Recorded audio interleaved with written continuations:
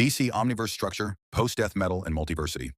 The multiverse that Perpetua created is only one small part of the larger DC Omniverse, which contains realities, realms, and universes that she and her children had no hand in creating. Let's break it down step by step. 1. The Omniverse, all reality. The Omniverse equals all existence across DC, containing the known multiverse, Perpetua's 52 universes and their higher realms. Other multiverses not related to hers, realms outside of creation, like Heaven, the Silver City, Limbo, etc., and even narrative, fictional realms like the Overvoid and Monitor Mind. It's everything that has ever existed within any DC story or continuity, even the meta ones. 2. Perpetua's multiverse, the orrery of worlds. Perpetua, one of the original beings spawned by the Source, created a multiverse as part of her design. Her children, the World Forger, shapes universes, the Monitor, observes and catalogs them. The Anti-Monitor destroys and recycles failed ones. This multiverse exists within a structure known as the orrery of worlds, surrounded by the bleed, red space between universes, the sphere of the gods, and then the source wall. 3. The realms outside the orrery. So we know that some realms, such as the Arch of Angels, Silver City, are not part of Perpetua's creation. Those include the Silver City, Heaven, home of the angels; Hell, ruled by Lucifer, Morningstar; the Dreaming, realm of Morpheus, Dream; Limbo, the Over-Monitor/Overvoid, and other universes or planes referenced in Lucifer, Sandman, and Books of Magic. These are described as outside the sphere of the known multiverse, sometimes even existing before or beyond creation, meaning they operate independently of Perpetua's design.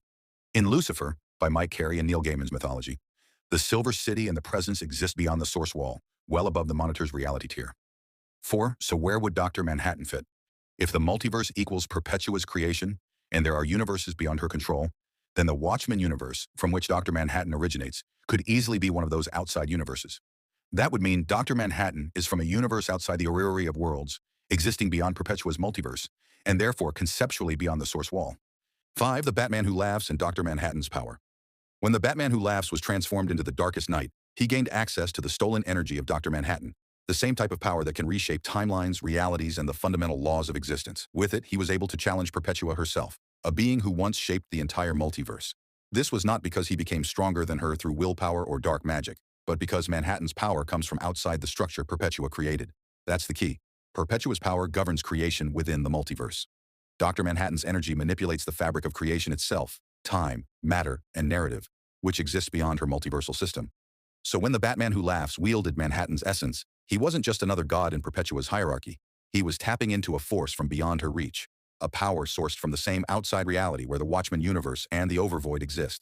That moment in death metal quietly revealed where Dr. Manhattan truly stands. He is a being whose energy transcends even the gods who forged the multiverse. That's exactly why many readers interpret him as a being from outside the source wall, even though the comics never say it literally. His arrival in Doomsday Clock mirrors the concept of a force from outside creation, the same type of cosmic intrusion that the source wall was meant to prevent. 1. The structure of DC reality, based on the multiversity and death metal. Inside the multiverse, the orrery of worlds, the 52 universes of the main DC multiverse, as shown in the Multiversity Guidebook. Each universe exists within the bleed, which separates them. Beyond the multiverse, the sphere of the gods, where cosmic and divine realms exist: Heaven, Hell, Dream, New Genesis, Apocalypse, and more. This is where Perpetua and her 3 children, Monitor, Anti-Monitor, and World Forger, originate, beings who created and shaped the multiverse itself. Outside all of this, the source wall, the boundary of known existence. Beyond it lies the source, the origin of all things in DC, a formless creative power that even the Monitors and gods cannot fully perceive. 2. What's say it about Dr. Manhattan? In Doomsday Clock, Manhattan is shown manipulating the DC timeline. He rewrote reality, affecting cosmic constants like the formation of the Legion of Superheroes in the Justice Society. However, he is not shown coming from beyond the source wall. Instead, he is shown as an external cosmic force entering the DC reality from outside its narrative structure, meaning metafictionally beyond, as in from another universe entirely, the Watchmen universe. This is a storytelling parallel to being outside the source, but not a literal cosmological statement. 3. Why people say he's outside the source wall. Fans interpret it that way because Manhattan's awareness and manipulation of time, cause and effect make him transcendent of the DC timeline, something even the Monitors can't fully do. The Doomsday Clock narrative describes his energy affecting the metaphysical fabric of the DC universe, just as energies from beyond the source wall once did. Dark Knight's metal. So in essence, Dr. Manhattan functions as if he comes from beyond the source wall, a power from outside the gods in creation. But canonically, he is a being from another universe, the Watchmen universe, integrated into DC reality, not literally from the source.